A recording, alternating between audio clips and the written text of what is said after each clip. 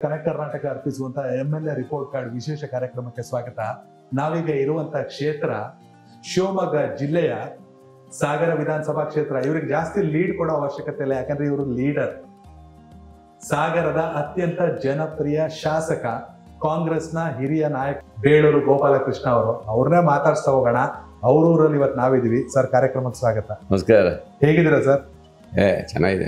ಸಾಗರ ಹೇಗಿದೆ ಕಳೆದ 2 ವರ್ಷದಿಂದ? ಸಾಗರ ತರನೇ ಈಗ. ಓಕೆ, ಚೆನ್ನಾಗಿದೆ. ಶಾಸಕರಾಗದ್ ಕಷ್ಟನಾ, ಶಾಸಕರ ಕೆಲಸ ಮಾಡೋದ್ ಕಷ್ಟನಾ?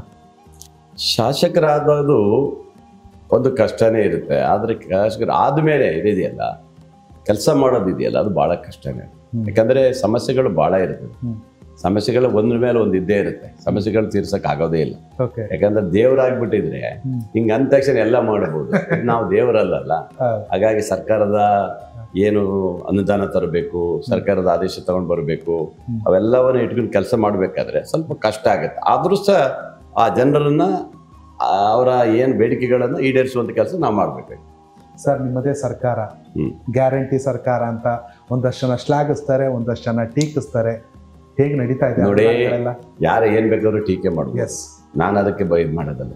ಒಂದು ಜನಸಾಮಾನ್ಯರ ಬದುಕಿಗೆ, ಒಂದು ಕುಟುಂಬಕ್ಕೆ ಆಧಾರ ಸ್ತಂಭ ಆಗಿರುವಂತ ಗ್ಯಾರಂಟಿ ಯೋಜನೆ ನಾವು ಟೀಕೆ ಮಾಡ್ತಾರಂದ್ರೆ ಅವರು ಅಂತ ಮೂರ್ಖರು ಯಾರು ಇಲ್ಲ ಅಲ್ವಾ? ಈ ದೇಶದಲ್ಲಿ ಬಹಳಷ್ಟು ಬಡ ಜನ ಇದ್ದಾರೆ. ನೀವು ರೆಕಾರ್ಡ್ ತೆಗೆದು ನೋಡಿ, ದೇಶದ ಬಡತನ ಎಷ್ಟು ಕಷ್ಟ ಇದೆ ಅಂತ ನೋಡಿ, ಎಷ್ಟು ಜನ ಇದರಲ್ಲಿ ಇದೆ ಅಂತ ನೋಡಿ. ಸಾಮಾನ್ಯ ಜನರು ಬದುಕೋದೇ ಬಹಳ ಕಷ್ಟ ಇರುವಂತ ಸಂದರ್ಭದಲ್ಲಿ ಆ ಕುಟುಂಬಕ್ಕೆ ಆಧಾರವಾಗಿ 1-2 ಸಾವಿರ ರೂಪಾಯಿ ಬಂದಾಗ, ಆ ಕುಟುಂಬಕ್ಕೆ ಆಧಾರವಾಗಿ 10 kg ಅಕ್ಕಿ ಬಂದಾಗ, ಆ ಕುಟುಂಬಕ್ಕೆ ಆಧಾರವಾಗಿ ಅಥವಾ ಕರೆಂಟ್ ಬಂದಾಗ, ಆ ಕುಟುಂಬಕ್ಕೆ ಆಧಾರವಾಗಿ ಈ ತರ ಕೊಟ್ಟಾಗ, ನಾವು ಏನಾದ್ರು ಆಧಾರ ಕೊಟ್ಟಾಗ, ಈ ತರ ನಾವು ಏನಾದ್ರು ಸರ್ಕಾರ ಕೊಟ್ಟಾಗ ಸಾಮಾನ್ಯ ಕುಟುಂಬ ಮೇಲೆ ಬರುತ್ತಲ್ವಾ? ಆ ಮೇಲಿರೋ ಕುಟುಂಬ ಇನ್ನೂ ಮೇಲೆ ಬರುತ್ತಲ್ವಾ? ಅದನ್ನ ಯಾರು ಯೋಚನೆ ಮಾಡೋದಲ್ಲ. ಅದು ನನಗೆ ನೋಡಿ, ನನಗೆ ನಿಜವಾಗ್ಲೂ ಹೇಳ್ತೀನಿ, ನನಗೆ ಸರ್ಕಾರ ಇವತ್ತು ಯೋಜನೆ ಕೊಡ್ತಾರೋ, ಬೇರೆ ಏನು ಅನುದಾನ ಕೊಡ್ತಾರೋ ಬಿಡ್ತಾರೋ ಗೊತ್ತಿಲ್ಲ. ಆದರೆ ಈ ಗ್ಯಾರಂಟಿ ಯೋಜನೆ ಇದೆಯಲ್ಲ, ಜನಸಾಮಾನ್ಯರ ಬೆಳಕಿಗೆ ದಾರಿಯಾಗಿದೆ. ನನಗೆ ಖುಷಿ ಇದೆ. ನಾನೊಬ್ಬ ಶಾಸಕಾಗಿ ನಾನು ದಿನನಿತ್ಯ ನೋಡ್ತೇನೆ, ದಿನನಿತ್ಯ ಪ್ರಾಬ್ಲಮ್ ನೋಡ್ತೇನೆ, ದಿನನಿತ್ಯ ಅವ್ರ ಅವಾಜುಗಳನ್ನು ಕೇಳ್ತೇನೆ. ನನಗೆ ಗೊತ್ತಾಗ್ತದೆ. ಸರ್, ಪ್ರತಿಯೊಂದು ಮನೆಯಲ್ಲಿ ಹೊಟ್ಟೆ ತುಂಬಾ ಅನ್ನ ತಿಂತಾರೆ, ಪ್ರತಿ ಮನೆಯಲ್ಲಿ ಮಕ್ಕಳು ವಿದ್ಯುತ್ ಶಕ್ತಿಯಿಂದ ಓದ್ತಿದ್ದಾರೆ, ಪ್ರತಿ ಮನೆಯಲ್ಲಿ ಹೆಣ್ಮಕ್ಳು ಓಡಾಡ್ತಿದ್ದಾರೆ ಫ್ರೀಯಾಗಿ. ಇದೇ ವರ್ಷ ಈಗ ಸರ್ಕಾರ ನೋಡಿ, ಗಾರ್ಮೆಂಟ್ಸ್ ಕಾರ್ಯಕ್ರಮ ಹೋಗೋರು ಗಾರ್ಮೆಂಟ್ಸ್ ಕಾರ್ಖಾನೆಗೆ ಹೋಗ್ತಾರಲ್ಲ, ಪಾಪ ಅವ್ರಿಗೆ ಎಷ್ಟು ದುಡ್ಡು ಕೊಡ್ಬೇಕಾಯ್ತಲ್ಲ ಬಸ್ಸಿಗೆಲ್ಲ. ನಿಜ. ಈಗ ಅವ್ರಿಗೆ ಫ್ರೀ ಆಯ್ತಾ? ಅವ್ರಿಗೆ ಅಕ್ಕಿ ಬಂತ, 2,000 ರೂಪಾಯಿ ಬರುತ್ತೆ. ಇವೆಲ್ಲ ಏನಾಗುತ್ತಂದ್ರೆ ಒಂದು ಸ್ಟೆಪ್ಪು ಅವ್ರ ಮೇಲೆ ಬರ್ತಾರೆ.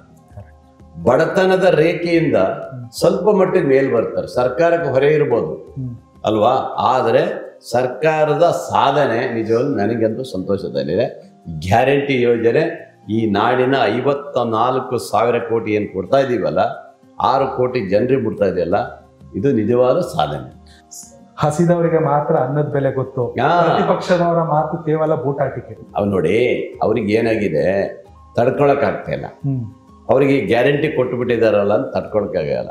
ನೆಕ್ಸ್ಟ್ ಏನಾರು ಮಾಡ್ಬೇಕಂದ್ರೆ ನಾವು ಗ್ಯಾರಂಟಿ ಕೊಡಕ್ ಆಗಲ್ಲ ಅನ್ನೋದು ಭಯ ಈಗ ಅವರಿಗೆಲ್ಲ ಬಂದಿರ್ತದೆ ಆ ತರ. ಯಾಕಂದ್ರೆ ಈಗ ನೋಡಿ, ಅವ್ರದೇ ಬೇರೆ ಬೇರೆ ಕೇಂದ್ರದಲ್ಲೆಲ್ಲ ಕೆಲವು ಹೊರ ರಾಜ್ಯದಲ್ಲಿ ಈಗ ಅವರೆಲ್ಲ ಶುರು ಮಾಡಿದ್ದಾರೆ. ಕರ್ನಾಟಕನೇ ಫಾಲೋ ಮಾಡ್ತಿದ್ದಾರೆ. ಮಹಾರಾಷ್ಟ್ರದಲ್ಲಿ ಶುರುವಾಯ್ತು, ಈಗ ಬಿಹಾರದಲ್ಲಿ ಶುರುವಾಗಿದೆ. ಎಲ್ಲಾ ಕಡೆನೂ ನಮ್ಮ ಗ್ಯಾರಂಟಿ ಯೋಜನೆಗಳು ಫಲಪ್ರದ ಆಗ್ತದೆ. ನನಗೆ ಖುಷಿ ಇದೆ ರೀ. ಯಾರು ಏನಾರು ಹೇಳಿ ನನಗೆ ಖುಷಿ ಇದೆ. ಕನೆಕ್ಟ್ ಕರ್ನಾಟಕ, ಇದು ನಿಮ್ಮ ನೆಟ್ವರ್ಕ್.